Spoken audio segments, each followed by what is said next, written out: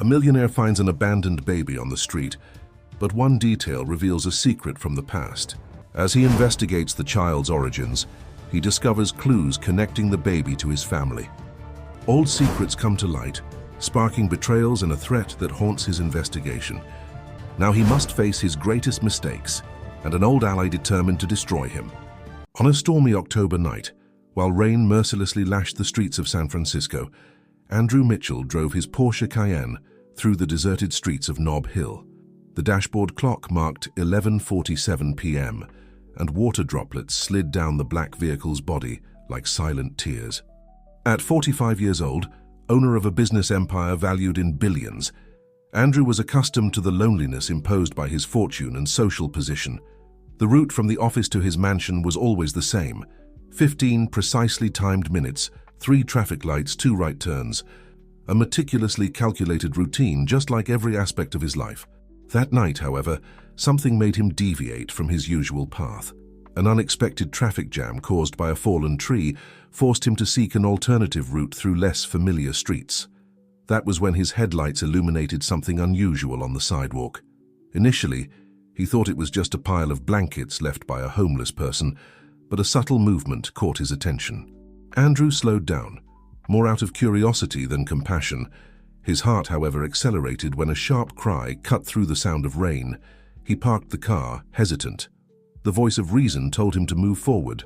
After all, other people's problems had never been his concern. But something stronger, perhaps a long-dormant instinct, made him get out of the vehicle, protecting himself from the rain with his Italian umbrella. He approached cautiously, and as he moved away the soaked blanket, his eyes found a baby. A child that could not be more than a few months old, with large brown eyes that stared at him with a disconcerting intensity. The small body trembled from the cold, but the baby did not show fear, only a silent curiosity. "My God," Andrew murmured, feeling a wave of indignation and compassion that he had not experienced in years. His fingers, accustomed to signing million-dollar contracts, trembled as they touched the child's cold skin. It was at that moment that he noticed something peculiar. An old bracelet, apparently made of gold, attached to the baby's tiny wrist. The jewel immediately caught his attention. It had an intricate design, with engraved symbols that seemed to tell their own story. Something in those engravings provoked a shiver in his memory, as if he were facing a familiar puzzle, but with missing pieces. Without thinking twice, Andrew wrapped the baby in his own cashmere coat and took him to the car. The nearest hospital was just a few blocks away. During the journey, he watched through the rearview mirror the small passenger sleeping peacefully in the back seat, unaware of the destiny that had placed him in that situation. At the hospital, the movement was intense. Doctors and nurses quickly mobilized to attend to the child, while social workers were called to record the case. Andrew remained there, answering questions and filling out forms, much longer than he had planned to get involved. A more experienced nurse, Martha Wilson, approached him while examining the baby. Her eyes widened as she noticed the bracelet. "What an interesting piece," she commented, adjusting her glasses for a more detailed inspection. "You know, many years ago, when I started my career, I saw a jewel very similar to this. It belonged to a traditional family, the Hartley family, if I'm not mistaken. A sad story, that one." The name Hartley hit Andrew like a punch in the stomach. It was a surname he had not heard in decades, buried in memories he preferred to keep dormant. His own mother had connections with that family, although he had never understood exactly what they were. When he finally left the hospital, it was past 3 a.m. The rain had diminished to a fine drizzle, but the storm in his mind had only just begun. On the passenger seat, he left a copy of the police report and his contact information, in case there were any developments about the baby. Driving back home, Andrew found himself repeatedly looking at the social worker's card. Something that night had disrupted his meticulously planned routine, awakening sensations he thought he had long forgotten. The image of the bracelet would not leave his mind, causing a growing discomfort. Upon arriving at his mansion in Pacific Heights, he was received by the usual silence. But for the first time in years, that silence bothered him. He served himself a generous dose of whiskey and walked to his office. Sitting in his leather armchair, contemplating the city through the panoramic window, Andrew knew that his life had irreversibly changed that night. The baby's bracelet, with its mysterious symbols, seemed to have opened a door to a past he had always avoided confronting. Now questions began to emerge. Why did this jewel seem so familiar to him? What was the true connection with the Hartley family? And why, after so many years of living in his comfort zone, did he feel compelled to investigate? The next morning, Andrew woke up with a feeling of unrest that he had not experienced in years. The sun was already high when he came down for breakfast, punctually served by Helen, his housekeeper for over 2 decades. While observing the grey-haired woman organizing the table with her usual efficiency, he noticed something different in her demeanor. "You arrived late last night," Helen commented, serving the coffee the way he liked it. "I was worried. It's not like you to change your routine."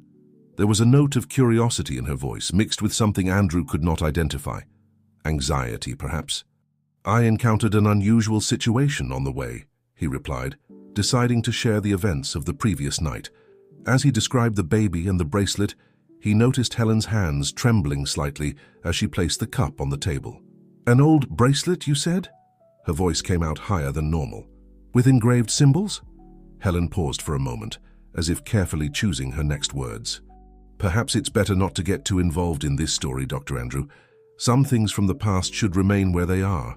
Helen's reaction only intensified his curiosity.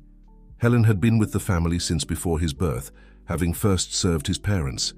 If anyone knew the family secrets, it was her. "Helen, do you know something about this bracelet?"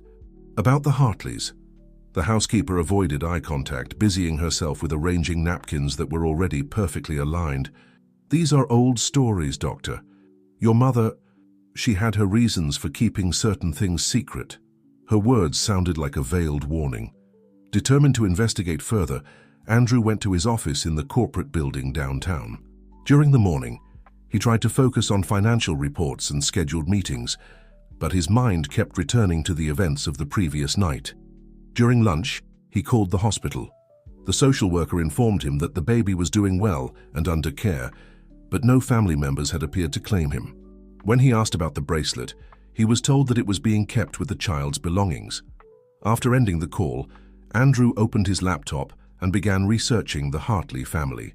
The first searches revealed only superficial information: an old elite San Francisco family, property and industry owners, who had gradually lost their influence in recent decades. He then decided to visit the old Hartley mansion, a property he only knew in passing, located in a noble area of Presidio Heights. The location had been abandoned for years, but still legally belonged to the family, or what remained of it. Arriving at the mansion at the end of the afternoon, Andrew felt an inexplicable shiver. The imposing construction, even in a state of abandonment, maintained a silent dignity. The garden, once meticulously maintained, was now an urban jungle of unpruned plants. Using a key he obtained through his real estate contacts, he entered the mansion. The smell of mold and abandonment was intense, and his steps echoed through empty corridors. Furniture covered by dusty sheets seemed like silent ghosts of a prosperous time. On the second floor, he found what appeared to be a library. The shelves still held old books, and a majestic desk dominated the center of the room. It was there, rummaging through the drawers, that he found an intricately carved wooden box. Inside the box, among yellowed papers and old photographs, one particular image caught his attention. It was a sepia photograph showing a young woman holding a baby. On the woman's wrist, clearly visible, was a bracelet identical to the one he found the previous night. His hands trembled as he turned the photo. On the back, a faded inscription: Elizabeth Hartley, 1985. The year coincided with his own birth, and something in the woman's features seemed strangely familiar. He tucked the photograph into his suit jacket pocket and continued his exploration. In an adjacent room, he found more scattered documents, as if someone had been there recently, searching for something specific. The discovery left him alert. He was not the only one interested in the secrets of this house. Just as he was about to leave, a noise on the floor below made him stop. Discreet footsteps echoed on the old floor. Someone else was in the mansion. Andrew remained motionless, controlling his breathing, while the footsteps approached the stairs. The sun began to set, casting long shadows through the mansion's corridors. Questions multiplied in his mind. Who else would be interested in the Hartley's secrets? What was the connection between the woman in the photo, the bracelet, and the abandoned baby? And why did Helen seem so disturbed when mentioning the past? The answer to these questions, he was beginning to suspect, could change not only his life, but reveal a truth that someone had worked very hard to keep hidden for all these years. The creaking of the wooden floor echoed increasingly closer. Andrew, hidden behind a dusty bookshelf, held his breath while observing a silhouette moving through the corridor. The figure, dressed in black, carried a flashlight that projected a wavering beam of light across the peeling walls. With an accelerated heart, he waited in silence until the footsteps moved away toward another wing of the house. Taking advantage of the opportunity, he moved silently toward the stairs. On the way, his elbow accidentally brushed against an old vase that nearly fell. The muffled sound was enough to alert the intruder. "Is someone there?" A firm and familiar female voice cut through the silence. Andrew froze. He knew that voice. It was Claire Reynolds, his father's former secretary, who had retired more than a decade ago. What could she be doing here? He decided to reveal his presence. "Claire." "It's me, Andrew Mitchell." The flashlight beam found his face, and Claire lowered the object, visibly disturbed. "Mr. Mitchell, what are you doing here?" Her voice trembled slightly, betraying nervousness. "I could ask the same question," he responded, maintaining a calm but firm tone. "This place has been abandoned for years." Claire hesitated, adjusting her dark blazer with nervous gestures. "I came to retrieve some old documents. Your mother, she asked me to keep some things here before she—" Her voice failed. The mention of his mother awakened even more curiosity in Andrew. Regina Mitchell had passed away 5 years ago, taking many secrets with her. "What kind of documents, Claire?" "These are delicate matters, sir. Family issues that your mother preferred to keep secret." Claire tried to maintain her composure, but her restless hands betrayed her. "Perhaps it's best to leave the past where it is." The same phrase Helena had used that morning. It couldn't be a coincidence. "Claire, I found a baby last night," Andrew said, carefully observing the former secretary's reaction. He was wearing an old bracelet with engraved symbols, a jewel that seems to have some connection with the Hartleys. Claire's face turned visibly pale. "Oh no," she murmured, supporting herself on a nearby table. "So, it has begun." "What has begun, Claire? What do you know about this?" The woman took a deep breath, seeming to make a difficult decision. "Your mother made me promise I would never speak about this, but perhaps it's time. There's a room in the basement, Mr. Mitchell, a place where your mother kept important documents. The entrance is hidden behind a bookshelf in the old library." Together, they descended to the library. Claire moved some books in a specific sequence, revealing a mechanism that unlocked a secret passage. The air was dense and humid when they entered the hidden environment. The room was small but organized. Metal shelves housed boxes identified by dates. Claire went to a specific one, marked with the year 1985. Inside were folders, photographs, and a leather-bound diary. "This was your mother's personal diary," Claire explained, handing the book to Andrew. "She recorded everything here. About the Hartleys, about the children, about the agreement." "What agreement?" "A pact between families, Mr. Mitchell, something that involved a lot of money and many lives." Claire seemed increasingly nervous. "But there are people who do not want this story to come to light. Powerful people." As he leafed through the first pages of the diary, Andrew found a loose photo. It was himself as a baby, in his mother's arms. And on her wrist, clearly visible, was a bracelet identical to the one on the abandoned baby. "Claire, what does this mean?" Before she could answer, a noise from the upper floor alerted them.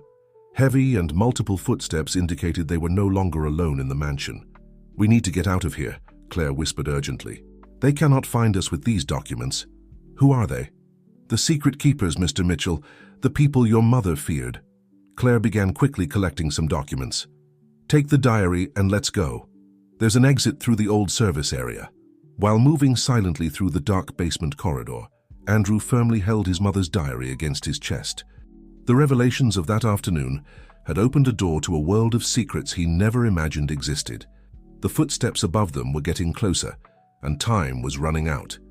Claire knew every inch of that house, guiding him through narrow passages and hidden doors. With each step, Andrew felt he was closer to discovering the truth about his family, about the Hartleys, and about the baby with the mysterious bracelet. But one thing was clear: some secrets are guarded not only by locks and closed doors, but by people willing to do anything to keep them hidden. The night was falling over San Francisco, when Andrew and Claire emerged from the back of the Hartley mansion, breathless and tense. The distant sound of voices and hurried footsteps echoed from inside the property, indicating that their pursuers were still searching for them. "My car is parked 2 blocks from here," Andrew whispered, guiding Claire through narrow and poorly lit residential streets. While walking quickly, Claire spoke in a low voice. "Mr. Mitchell, what we discovered today is just the tip of the iceberg. Your mother, she carried this burden for decades." When they reached the vehicle, Andrew unlocked the doors, and they both quickly entered. As soon as he started the engine, he noticed a black SUV turning the corner in his rearview mirror, its headlights sweeping the street suspiciously. "I think we have company," he murmured, accelerating the car. Claire turned, her pale face illuminated by the streetlights. "They are the Guardians. We need to lose them."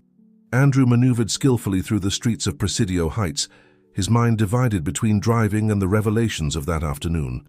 The SUV followed them at a constant distance, never losing sight of them. "Who are these Guardians, Claire? What do they want?"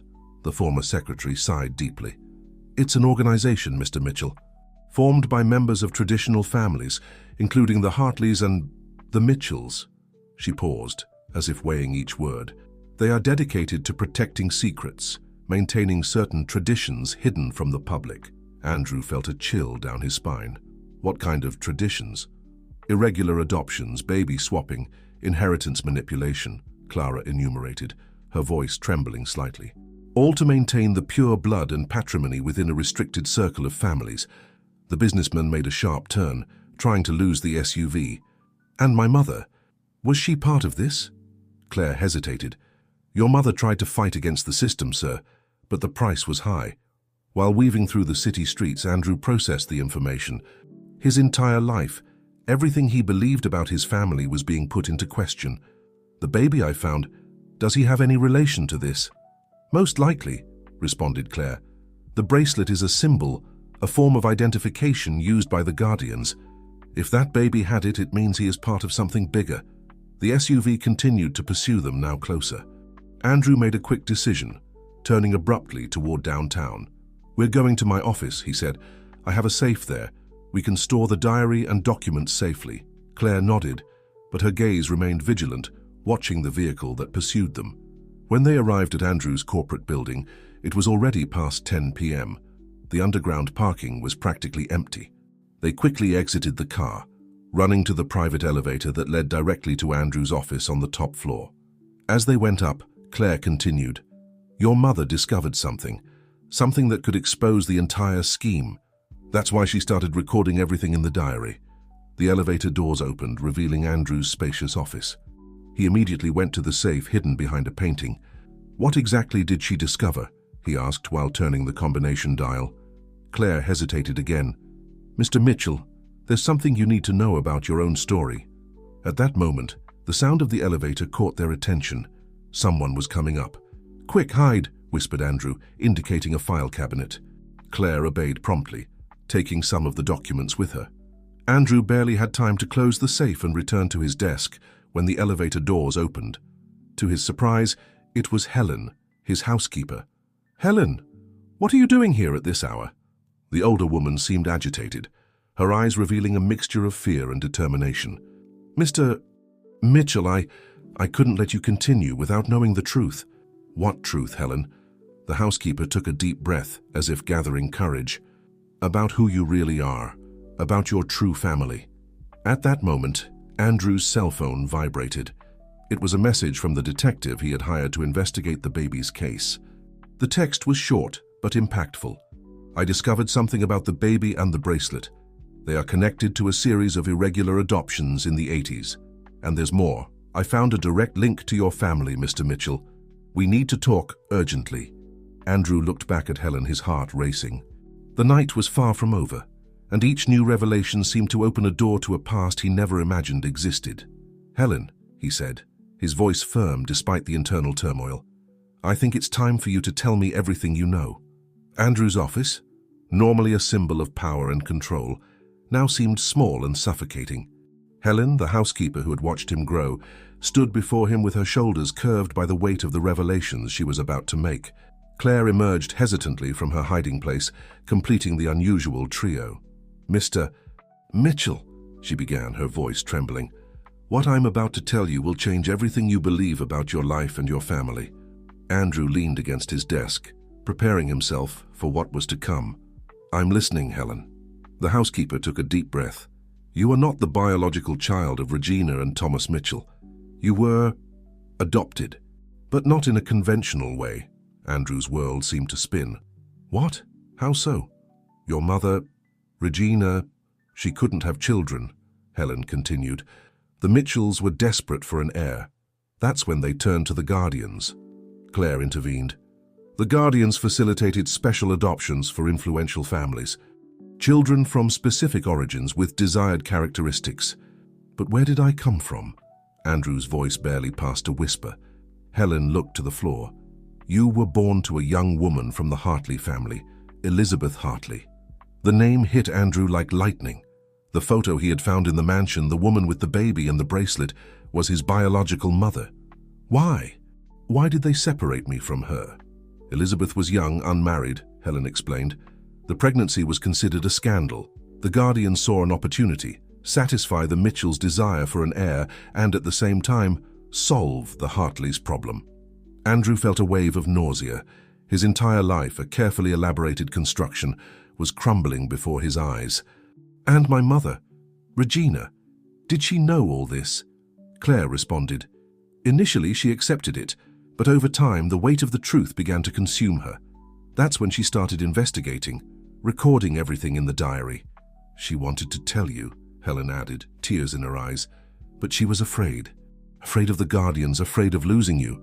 Andrew staggered to his chair, absorbing the impact of the revelations. "And Elizabeth? What happened to her?"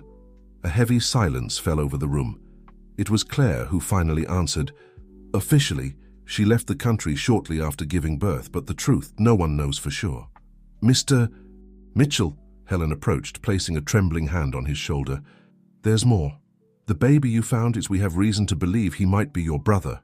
Andrew's head was spinning. "How so?" "Elizabeth had another child years later," Claire explained. "The circumstances are nebulous, but it seems she tried to hide the child from the guardians. The bracelet was a way to protect him, to mark his true lineage." At that moment, Andrew's cell phone vibrated. Another message from the detective. "Urgent. I found Elizabeth Hartley's whereabouts. She is alive, hidden in a private clinic on the outskirts of the city. Be careful, powerful people are involved." Andrew stood up abruptly. "We need to go there." "Now, sir, it's dangerous," warned Helen. "The guardians—" "Enough secrets and lies," Andrew interrupted, his voice charged with determination. "It's time to face the truth, no matter the cost." As they prepared to leave, Claire picked up Regina's diary. "This can help us better understand what happened. There might be clues about the baby's whereabouts and about who is behind all this." Andrew nodded, his mind a storm of emotions. In just a few hours, his life had been turned upside down. He was not who he thought he was. His family was not what it seemed. And now he was discovering he had a brother and a biological mother he had never known. As they entered the elevator, Andrew caught his reflection in the mirror. The man looking back at him was a stranger, someone whose identity had been built on lies and secrets. But in his eyes, there was a fierce determination.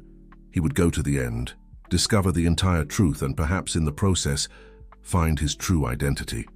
The elevator descended, taking them toward an uncertain future, full of dangers and revelations. Andrew knew that from that moment on, nothing in his life would be the same. The search for truth had begun, and he was determined to follow it to the end, no matter where it would lead. The San Francisco night was restless, a perfect reflection of the emotional turmoil overwhelming Andrew as he drove through the city's streets toward the clinic where Elizabeth Hartley was supposedly located. Helen and Claire accompanied him, each lost in their own thoughts and fears. "Turn right at the next street," Claire instructed, consulting the information sent by the detective. "The clinic is on the outskirts of Oakland, far enough away to avoid drawing attention." Andrew gripped the steering wheel tightly, his mind filled with questions. Who was Elizabeth Hartley really? Why had she been hidden for so long? And more importantly, would she know anything about the baby, his supposed brother, that he had found?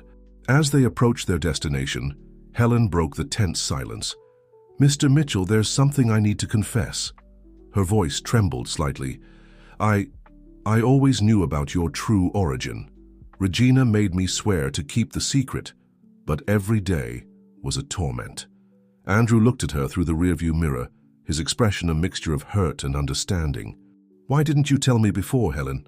"Fear," she responded simply. "Fear of the Guardians, fear of losing you, fear of destroying everything Regina and Thomas had built." The rest of the journey was covered in a silence laden with tension.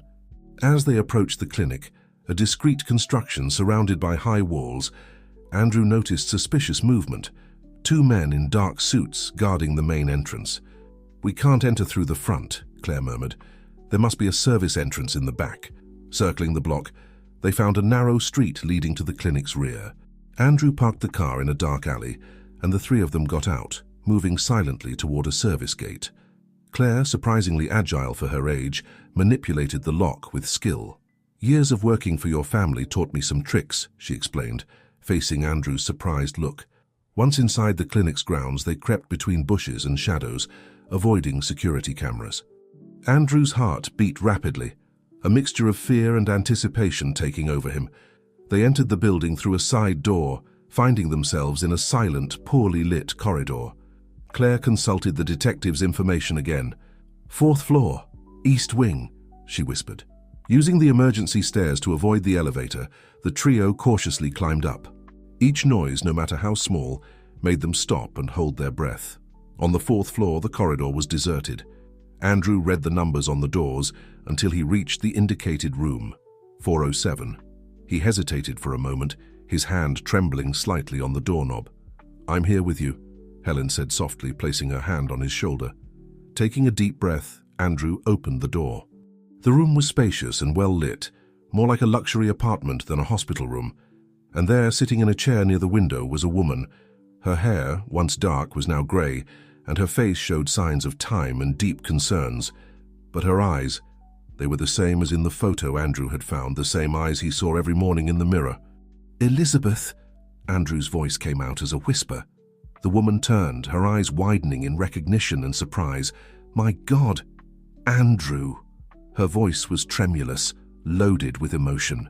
For a moment, they remained paralyzed, absorbing each other's presence. Then, as if moved by an invisible force, Elizabeth stood and walked toward Andrew. Her hands trembled as they touched his face. "My son, after so many years..." Andrew felt warm tears running down his cheeks. All the anger, all the confusion he expected to feel, dissolved in that instant. In its place was only an overwhelming emotion. Connection. "Why?" was all he could ask. Elizabeth closed her eyes, the pain evident in her expression. "I was young, naive. The Guardians, they convinced me it was best for you. They said you would have a better life, opportunities I couldn't offer." She paused, taking a deep breath. "But I never stopped thinking about you, never stopped regretting. When I became pregnant again years later, I swore I wouldn't make the same mistake." Andrew felt his heart race. "The baby, my brother." Elizabeth nodded, tears streaming down her face. "His name is Michael. I hid him for years, but..." Her voice failed. "They found him. The Guardians took him a few weeks ago. I tried to stop them, but..." At that moment, the sound of footsteps in the corridor alerted them. Claire, who was watching the door, entered hurriedly. "We have company. We need to get out of here now." Andrew looked at Elizabeth, determination in his eyes. "Come with us. I'm going to get you out of here." Elizabeth hesitated for a moment, then nodded. Yes, it's time to face the truth. As they prepared for the escape, Andrew knew they were about to dive even deeper into the Guardian's secrets. The truth was within reach, but danger had never been so close. The air was charged with tension while Andrew and his group faced the Guardians in the clinic's parking lot. The afternoon sun cast long shadows, creating an almost theatrical scenario for the confrontation about to unfold. "Through the window," Andrew whispered, his mind working frenetically. "There's a fire escape." While Claire and Helen helped Elizabeth, still weak from years of confinement, Andrew opened the window, feeling the night air.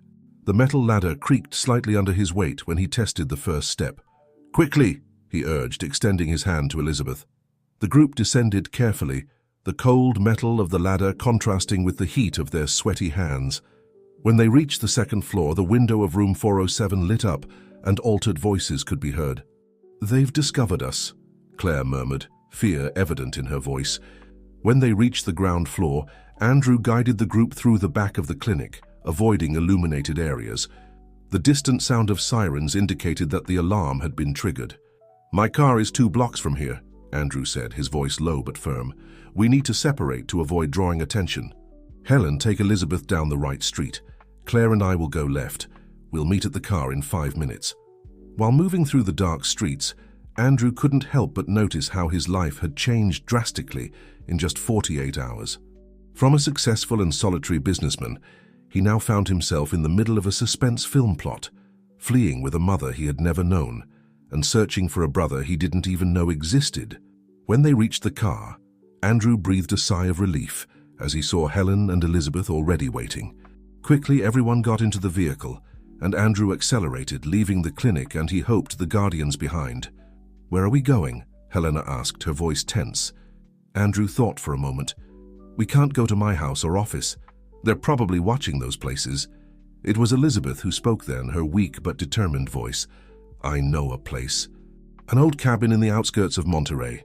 It belonged to my grandmother, and very few people know of its existence." Andrew nodded, adjusting the car's GPS. The journey to Monterey would take several hours, enough time for them to talk and perhaps begin to piece together this complex puzzle. While driving through the dark highway, Andrew glanced at Elizabeth through the rearview mirror. She looked exhausted, but there was a strength in her eyes that he recognized, the same determination he saw in himself every day. "Elizabeth," he began, hesitant, "you mentioned Michael, my brother. What exactly happened to him?" Elizabeth closed her eyes for a moment, as if gathering strength. "After you, after the guardians took you, I swore I would never allow that to happen again. When I became pregnant with Michael, I decided to hide him from everyone. I spent years living in secret, always moving, always looking over my shoulder." She paused, her voice choked with emotion. "But a few weeks ago, they found us. I don't know how. Michael was returning from school when they took him. I tried to stop them, but..." Her voice failed. Claire, who had been silent until then, spoke. "The guardians have eyes and ears everywhere. They were probably tracking you for years, waiting for the right moment." "But why?" Andrew asked, his frustration evident. "Why do all this? Why separate families, steal children?" Helen sighed heavily. "It's all about power and control, Mr. Mitchell. The families involved in the guardians believe they are preserving pure lineages, maintaining power and wealth within a closed circle. They see it as a way of shaping the future, of controlling who will have influence in the next generations." Andrew felt a wave of nausea, thinking about the magnitude of this conspiracy. How many lives had been affected over the years? How many families destroyed in the name of this supposed greater good? "We will find Michael," he said, his voice charged with determination, "and we will expose the guardians, no matter the cost." Elizabeth placed a hand on his shoulder, a gesture of gratitude and connection. "Thank you, my son. Thank you for not giving up." While the car cut through the night, taking them toward Monterey's mountains, Andrew knew they were about to dive even deeper into this web of secrets and lies. But now, for the first time in his life, he was not alone. He had a family, a real family, by his side. The cabin would be their temporary refuge, a place to regroup, plan, and, he hoped, discover more about Michael's whereabouts. The battle against the Guardians was just beginning, and Andrew was determined to win, not just for himself, but for all those who had been victims of this cruel scheme over the years. The sun began to dawn on the horizon when the group finally arrived at the cabin in Monterey. The rustic construction, hidden among century-old pine trees, seemed to have come out of a fairy tale. For Andrew and his companions, however, it represented much more than a picturesque refuge. It was a fortress against the shadows pursuing them. Elizabeth guided them through a narrow path to the back entrance.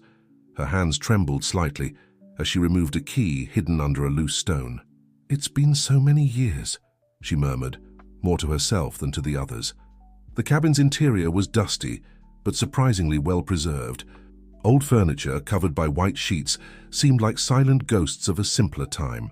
Helen immediately set to work, opening windows to air the environment, while Claire inspected the kitchen for supplies. Andrew helped Elizabeth settle into a chair near the fireplace. Observing her in the daylight, he noticed the similarities between them. The shape of the eyes, the curve of the chin. It was like looking into a time mirror, seeing reflections of himself in every expression of hers. "We need a plan," Andrew said, breaking the contemplative silence that had settled. "We can't simply hide here forever." Claire returned from the kitchen, carrying a tray with tea she had improvised. "The first step is to understand exactly what we're fighting against. The Guardians are not just any organization. They have deep roots in San Francisco society." Elizabeth nodded, her eyes distant as if reliving painful memories. "They are everywhere.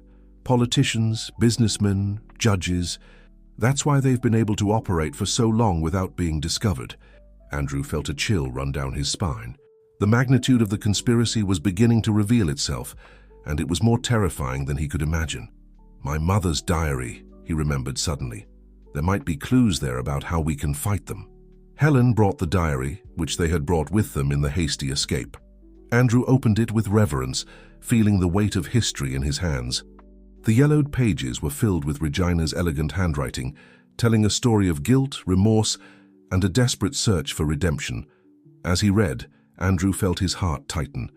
Regina had discovered the truth about his origin years after his adoption. The initial shock gave way to a fierce determination to protect him, and eventually to expose the Guardians. "She mentions a safe," Andrew said, his voice trembling with emotion. "A place where she kept evidence against the Guardians. It's hidden in the family's old country house." Claire and Helen exchanged meaningful looks. "The house in Napa," said Claire. "I remember it. Your father, Thomas, sold it years ago after Regina passed away." Andrew felt a spark of hope. If we can access that safe, we might have the weapons necessary to bring down the Guardians. Elizabeth, who had been listening attentively, spoke with a weak but determined voice. "But what about Michael? We can't forget about him. Each day that passes—" Andrew knelt beside her, holding her hands. "We won't forget, I promise. We'll find him." It was at that moment that Andrew's cell phone vibrated. Another message from the detective. "Located the boy, being held in a property on the outskirts of Sacramento. Heavy security. We need to act fast." Andrew's heart raced. It was the chance they were waiting for, but it also represented an enormous risk. "We have two fronts now," he said, looking at each of the present. "The safe in Napa and Michael in Sacramento. We can't divide ourselves, it's too dangerous." Helen, who until then had been quiet, spoke with surprising conviction. "I can go to Napa. I know that house like the palm of my hand. If the safe is there, I'll find it." Claire nodded. "I'll go with her. Two heads think better than one, and we can protect each other." Andrew hesitated, the weight of the decision weighing on his shoulders. "Elizabeth and I will go after Michael. It's risky, but I can't leave him in the Guardians' hands any longer." The group spent the next few hours meticulously planning each detail. Maps were studied, escape routes established, and communication codes defined. The tension was palpable, but there was also a sense of shared purpose, a collective determination to confront the evil that had operated in the shadows for so long. When the sun began to set, painting the sky in orange tones, the group prepared to depart. Andrew looked at Elizabeth, seeing in her a mixture of fear and courage. "We're about to dive headfirst into the unknown," he said, his voice low but firm. "But for the first time in my life, I feel like I'm doing exactly what I should do." Elizabeth smiled, a smile that carried decades of pain and hope. "Together, my son. We'll face this together." As they headed to the cars, Andrew felt the weight of responsibility, but also a renewed strength. The battle against the Guardians was about to enter its most critical phase, and he was determined to win, not just for himself, but for Michael, for Elizabeth, and for all the other victims of this cruel scheme. The night was falling over Monterey's mountains, but for Andrew and his allies, a new dawn of hope was beginning to rise. The pre-dawn hours had not yet yielded to the sunrise when Andrew and Elizabeth set out toward Sacramento. The silence inside the car was tense, charged with unspoken expectations and fears. The information provided by the detective was precise, but scarce. An isolated property, reinforced security, and the confirmed presence of a boy matching Michael's description. "What is he like?" Andrew asked, breaking the silence after kilometers of highway. His voice was soft, almost hesitant. Elizabeth smiled, her eyes brightening with a mixture of love and sadness. "Michael is intense. He has your eyes, you know, and that determination I recognized in you from the moment we reconnected. He loves books, especially adventure stories. He always said he would write his own stories one day." Andrew felt a lump in his throat. A brother, a nephew, a family he never knew he had, and now he was risking everything to save. As they approached Sacramento, Andrew diverted to secondary roads, following the detective's meticulous instructions. The property was hidden among gentle hills, surrounded by a high wall and strategically positioned security cameras. "How are we going to get in?" Elizabeth whispered, fear evident in her voice. Andrew parked the car at a safe distance, hidden by a row of trees. "I have a plan, but it's risky. Trust me." Equipped with equipment he had acquired during the trip, including an electronic interference device and climbing ropes, Andrew prepared for the infiltration. Years of training in extreme sports, a hobby he had always considered frivolous, now proved crucial. "Stay in the car," he instructed Elizabeth. "If I don't return in an hour, there's an envelope in the glove compartment with instructions. Follow them precisely." Before Elizabeth could protest, Andrew disappeared into the darkness. The wall climb was the easiest part. The real challenge came in navigating the property's terrain, avoiding the beams of spotlights and guards patrolling the area. Each step was calculated, each breath controlled. Finally, Andrew reached the main house. Through a second-floor window, he saw a room lit up. And there, sitting on a bed, was a boy who could only be Michael. Andrew's heart accelerated. Using the interference device to temporarily disable the alarms, Andrew managed to open the window and enter the room. Michael, frightened, was about to scream when Andrew placed a finger on his own lips, asking for silence. "Michael," he whispered, "I'm Andrew, your brother. I've come to take you out of here." The boy's eyes widened in recognition. Elizabeth had told him about his older brother, an almost mythical figure in his imagination. You're real," he murmured, his voice a mixture of amazement and relief. There was no time for long explanations. Andrew quickly helped Michael get dressed and guided him out of the room. The descent by rope was tense, with Michael clinging firmly to Andrew's back. They were almost reaching the wall when an alarm sounded, cutting through the night's silence. Lights turned on throughout the property, and agitated voices could be heard. "Run!" Andrew shouted, grabbing Michael's hand. The two ran like never before, jumping the wall at the last second before the guards could catch them. Andrew could hear shots being fired, but adrenaline propelled him forward. Breathless and with hearts racing, they finally reached the car. Elizabeth, seeing Michael, let out a cry of joy and relief. Andrew accelerated, leaving behind the property and the guards' furious screams. While driving through the dark highway, Andrew looked through the rearview mirror. Michael was embracing Elizabeth, both crying and laughing at the same time. It was then that reality hit him. He had a family, so true family, united not just by blood ties but by a shared journey of loss, search and finally redemption. Andrew's cell phone vibrated. A message from Helen. "We found the safe. You won't believe what we discovered. The Guardians. It's bigger than we imagined. Meet us at the agreed meeting point, quickly." Andrew felt a shiver run down his spine. They had rescued Michael, but the battle was far from over. In fact, he suspected it was just beginning. As he drove toward the dawn, Andrew knew that the next steps would be crucial. The safe's revelations, combined with Michael's rescue, would certainly attract the full wrath of the Guardians. But now, with his family reunited and loyal allies by his side, Andrew was ready to face whatever came. The road ahead was uncertain, but for the first time in his life, Andrew Mitchell was not alone on the journey. The sun rose on the horizon when Andrew, Elizabeth, and Michael arrived at the meeting point, a small inn on the outskirts of San Francisco. Helen and Claire were already waiting, their faces tense, revealing the gravity of their discoveries in Napa. As soon as they entered the reserved room, Helen began to expose the contents of the safe. "It's worse than we imagined," she said, spreading documents across the table. "The Guardians are not just a clandestine organization. They have ramifications at all levels of government, justice, and large corporations." Claire nodded, adding, "We found lists of names, Andrew. Influential politicians, Supreme Court judges, CEOs of multinational companies, all involved in this scheme of illegal adoptions and lineage manipulation. Andrew felt the weight of the revelation. The conspiracy was much larger and more deeply rooted than he could have imagined. "How can we fight something so big?" he asked, more to himself than to the others. It was Michael who spoke next, his young voice carrying a maturity beyond his years. "With the truth, we need to tell the world what's happening." Elizabeth embraced her son, proud of his courage. "He's right. Hiding is no longer an option. We need to expose the Guardians, no matter the cost." Andrew pondered for a moment, his mind working quickly. "We have evidence, but we need a platform to disclose it, something the Guardians can't easily silence." Claire smiled, a glint of determination in her eyes. "I have an idea. I know an investigative journalist, Sarah Thompson. She has a very popular podcast and isn't afraid to confront the powerful. If we can reach her with these proofs—" "It's risky," Helen interrupted. "The Guardians will certainly come after us with everything they have." Andrew looked at each of the present, seeing in them a mixture of fear and resolution. "It's a risk we need to take. For all the families that were separated, for all the lives that were manipulated, we can't let this continue."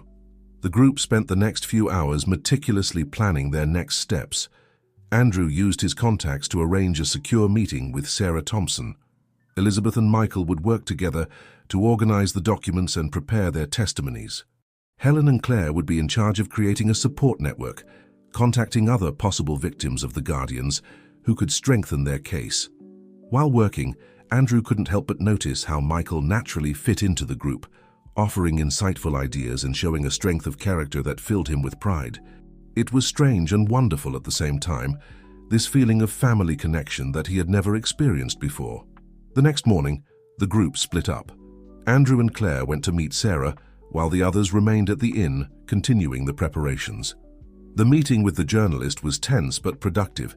Sarah, a middle-aged woman with sharp eyes and an intimidating presence, listened carefully while Andrew and Claire exposed the situation. "This is pure dynamite," she said, leafing through the documents. "If this goes public, it will shake the power structures throughout the entire country."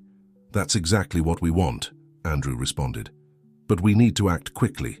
The Guardians are certainly already on our trail." Sarah nodded, her face serious. "I'll prepare a special podcast episode, live broadcast, in 2 days. Bring all the evidence and witnesses you can. We're going to blow this bomb wide open." Upon returning to the inn, Andrew and Claire found the rest of the group in a state of agitation. Elizabeth ran to them, her face pale with concern. "They found us," she said, her voice trembling. "We received a warning. The Guardians know where we are and are coming." Andrew's heart raced. They were so close to their goal. They couldn't fail now. "We need to get out of here, now." Quickly, the group gathered their belongings and documents. Andrew led the way to the parking lot, but stopped abruptly when he saw several black cars blocking the exit. "Damn," he muttered. "We're surrounded." At that moment, a man emerged from one of the cars. Andrew immediately recognized him. Thomas Mitchell, the man he had always considered his father. "Andrew," Thomas called, his voice a mixture of authority and supplication. "It doesn't have to be this way. We can resolve this as a family." Andrew felt a wave of conflicting emotions, anger, confusion, even a twinge of nostalgia. But looking at Elizabeth, Michael, and his new allies, he knew exactly what he needed to do. "I'm sorry, Thomas," he responded, his voice firm, "but my true family is here. And we're going to expose the truth no matter what happens." The confrontation was about to begin.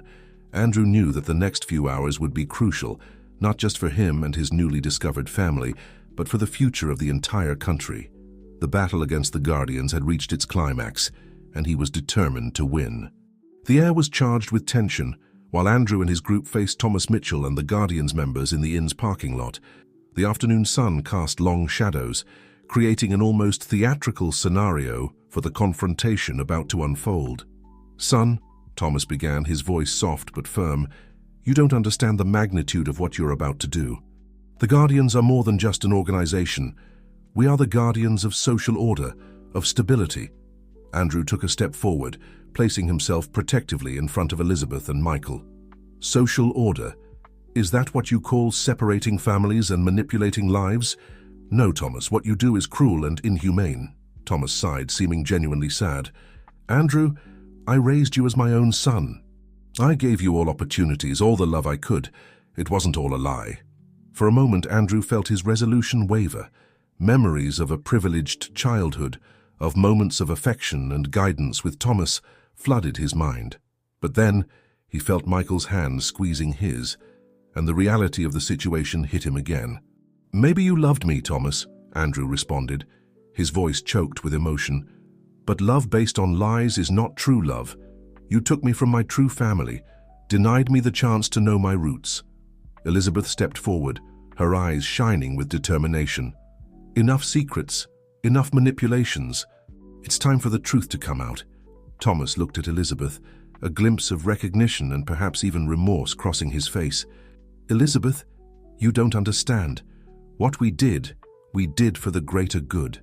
"Greater good?" Clara intervened, her voice laden with indignation. "Destroying families, stealing children, manipulating lives, and what kind of good can come from that?" The tension in the air was palpable. The men accompanying Thomas seemed ready to act at the slightest signal. Andrew knew they needed to buy time, find a way out. It was Helen, who had been silent until that moment, who stepped forward. "Thomas," she said, her voice surprisingly firm, "I served your family for decades. I saw the weight of these secrets consuming Regina. I saw the damage it caused to all of you. It's not too late to do the right thing." Thomas's words seemed to have a profound effect on Thomas. For a moment, the mask of authority fell, revealing a tired and tormented man. "You don't understand," he murmured.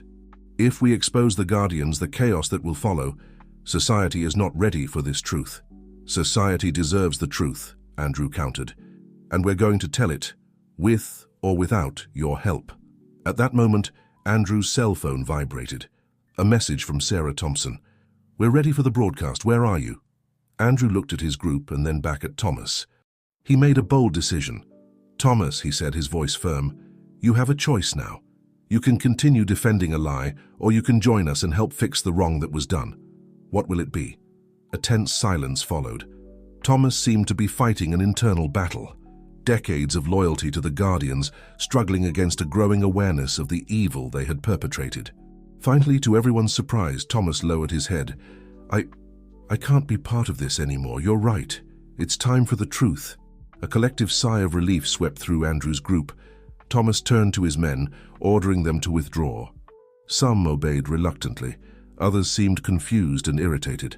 "We don't have much time," Andrew said, looking at everyone. "The Guardians won't give up so easily. We need to get to Sarah and make this broadcast happen." The group moved quickly, getting into their cars. Thomas, after a moment of hesitation, joined them. "I'll help in whatever way I can," he said. "It's the least I can do to start fixing my mistakes." While driving towards Sarah's studio, Andrew knew the battle was not yet won. The Guardians had resources and influence, and would certainly do everything to stop them. But looking through the rearview mirror, seeing Elizabeth and Michael, feeling the presence of his new allies, and even Thomas, Andrew felt a wave of determination. They had come too far to give up now. The truth was about to come out and nothing could stop them. Sarah Thompson's studio was buzzing with activity when Andrew and his group arrived. Technicians adjusted equipment, producers ran back and forth with papers and headphones, and in the center of it all was Sarah, a calm presence amidst the chaos. "You made it," she said, a mix of relief and determination in her voice. "We're about to go live in 20 minutes. Are you sure you want to do this?" Andrew looked at each member of his group. Elizabeth, with her eyes shining with courage, Michael, nervous but resolute, Helen and Claire, firm in their loyalty, and even Thomas, carrying the weight of his past errors, but determined to do the right thing. "We're ready," Andrew responded. "It's time for the truth to be known." The minutes that followed were a whirlwind of final preparations. Microphones were adjusted, last-minute instructions given. Andrew felt the weight of responsibility on his shoulders, but also a strange calm. After everything they had been through, this moment seemed inevitable. When the red camera lights turned on, indicating they were live, Sarah began the broadcast with her characteristic voice. "Good evening, America. What you're about to hear will forever change how you see our society. A conspiracy spanning generations, involving some of the most powerful families in the country, is about to be revealed." One by one, group members shared their stories. Elizabeth spoke about the pain of having her children torn away from her, about years living in fear and hiding. Michael, with a surprising maturity for his age, described his experience of being held captive by the Guardians. Helen and Claire provided details about the organization's inner workings, revealing names, dates, and specific operations. And then it was Thomas's turn. With a voice choked with emotion, the man Andrew had always known as his father confessed his involvement, detailing how the Guardians operated at the highest levels of American society. "What we did, what I did, is unforgivable," Thomas said, tears streaming down his face. "But I'm here today to try to make amends, to expose the truth and face the consequences of my actions." While the broadcast continued, Andrew monitored reactions on social media. Sarah's podcast, already popular, was exploding. Hashtags related to the Guardians and the conspiracy were trending, and journalists from major outlets were beginning to pick up the story. It was then that Andrew noticed movement outside the studio. Through the windows, he saw cars arriving, men in suits getting out quickly. "They're here," he whispered to Sarah. "The Guardians." But the journalist merely smiled, a glint of triumph in her eyes. "Too late. The broadcast is being replicated on hundreds of servers around the world. Even if they take us off the air now, the truth is already out there." At that moment, the studio doors burst open violently. Armed men invaded the location, led by a figure Andrew immediately recognized, his father's business partner, one of the most influential members of the Guardians. "Stop this broadcast immediately," he shouted. But before they could do anything, another commotion was heard. Federal agents, led by a serious-faced officer, entered the studio. "All Guardians members are under arrest," the agent announced. "We have warrants based on the evidence provided and the confessions made during this broadcast." The chaos that followed was indescribable. Guardians members being handcuffed, indignant protests, camera flashes capturing every moment. In the midst of it all, Andrew found Elizabeth's eyes. Mother and son shared a look of deep understanding. Finally, after so many years, the truth had won. Hours later, with the studio finally quiet and the adrenaline beginning to subside, Andrew found himself sitting in a corner, watching his newly reunited family. Michael slept with his head on Elizabeth's lap, exhausted after the intense day. Helen and Claire talked in low voices, planning the next steps. And Thomas, isolated but no longer hostile, seemed lost in thought. Sarah approached Andrew, a tired but satisfied smile on her face. "You did it," she said. "The story is in all newspapers, on all channels. The entire country is talking about this." Andrew nodded, feeling a complex mix of emotions, relief, exhaustion, but above all, hope. "What happens now?" he asked, more to himself than to Sarah. The journalist placed a hand on his shoulder. "Now? Now you live. You live the life that was denied to you for so long. And as for the rest, well, America will have a lot to process in the coming months. But thanks to you, the first step has been taken. The truth is out there." Andrew looked more carefully at his family. For the first time in his life, he felt truly complete. The path ahead would be difficult, with many wounds still to heal and many truths to be confronted. But now they had something they never had before, the chance to face everything together as a family. In the days following the broadcast, the country was in turmoil. News networks ran continuous coverage about the Guardians' conspiracy. Hundreds of families began coming forward, sharing similar stories of separation and manipulation. Congressional hearings were quickly organized, and multiple federal investigations were launched. The Mitchell family found temporary refuge in a secluded beach house in Big Sur, away from the media frenzy. Each member was processing the revelations differently. Michael seemed both excited and overwhelmed by the sudden attention, constantly asking questions about their family history. Elizabeth oscillated between moments of profound sadness and unexpected joy at being reunited with her son. Thomas, who had fully cooperated with authorities, was under house arrest but seemed relieved. His decades of guilt and complicity had finally been lifted. Helen and Claire acted as family advisors, helping them navigate the complex legal and emotional landscape. One evening, as the sun set over the Pacific, casting golden light through the living room windows, Andrew sat with Michael, looking through old family documents they had recovered. "So, I have two mothers?" Michael asked, his curiosity typical of his age. Andrew smiled. In a way, yes. Regina, the woman who raised me, loved me deeply, even if she wasn't my biological mother. And Elizabeth, who gave me life, never stopped loving me either. Michael nodded, processing this complex family dynamic. And now we're trying to find our other family members? Exactly, Andrew confirmed. The detective they had hired was still investigating other potential siblings or relatives who might have been separated by the Guardian's schemes. Sarah Thompson's podcast had become a central platform for families seeking connection. Thousands of people were sharing their stories, creating a massive network of support and investigation. The legal battles were just beginning. Multiple class action lawsuits were filed against the Guardians and associated institutions. Politicians, judges, and business leaders were being investigated, their careers and reputations crumbling under the weight of revelations. One afternoon, a breakthrough came. The detective called with exciting news. They had located another potential sibling, a woman named Jennifer Rodriguez, who showed strong genetic markers connecting her to Elizabeth's family line. "We need to approach this carefully," Claire advised during their family meeting. "Jennifer might not know anything about her true origins." Elizabeth looked nervous but determined. "I want to meet her. After everything we've been through, I'm not afraid anymore." As weeks passed, the Mitchell family became a symbol of resilience and hope. Media interviews, congressional testimonies, and support group meetings filled their days.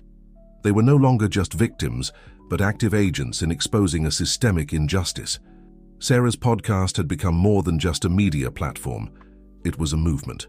Families separated by the Guardians were reconnecting, sharing stories, and demanding accountability. One evening, as they gathered for dinner, Andrew looked around at his newly formed family. Michael, playful and curious. Elizabeth, strong and compassionate. Thomas, seeking redemption. Helen and Claire, loyal allies. "We're not just fighting for ourselves," he said, raising a glass. "We're fighting for every family that was torn apart, every child who was stolen, every person who lost their true identity." They clinked glasses, a moment of solidarity and hope. The journey was far from over. The Guardian's network was extensive, and many powerful people were still trying to protect their interests. But the Mitchell family had something more powerful: truth, love, and an unbreakable bond. As the California sunset painted the sky in vibrant oranges and pinks, Andrew felt a sense of peace he had never known before. They had exposed the darkness, and now they were walking together towards the light. The months that followed were a whirlwind of legal battles, media appearances, and personal discoveries. Jennifer Rodriguez, the potential sibling they had located, turned out to be not just a relative, but a key witness in the Guardian's prosecution. Her testimony, combined with the Mitchell family's evidence, became instrumental in dismantling the organization's remaining structures. Federal investigations uncovered a network far more extensive than anyone had initially imagined. Political careers crumbled, powerful families were exposed, and a systemic practice of child trafficking and identity manipulation was brought to light. The Guardian's carefully constructed facade of social preservation crumbled under the weight of public scrutiny. Michael, adapting quickly to his new life, became an advocate for families separated by institutional practices. His youth and articulate storytelling captured public imagination, turning him into a symbol of resilience and hope. Andrew watched with pride as his younger brother transformed personal trauma into a powerful platform for change. Elizabeth found healing through reconnecting with long-lost relatives and supporting other families who had experienced similar separations. Thomas, seeking redemption, used his legal and business connections to help expose the remaining Guardians' networks, effectively dismantling the organization from within. By the third anniversary of their initial revelation, the Mitchell family had become a beacon of hope. Their story had inspired legislative changes, created support networks for separated families, and fundamentally challenged societal notions of family and identity.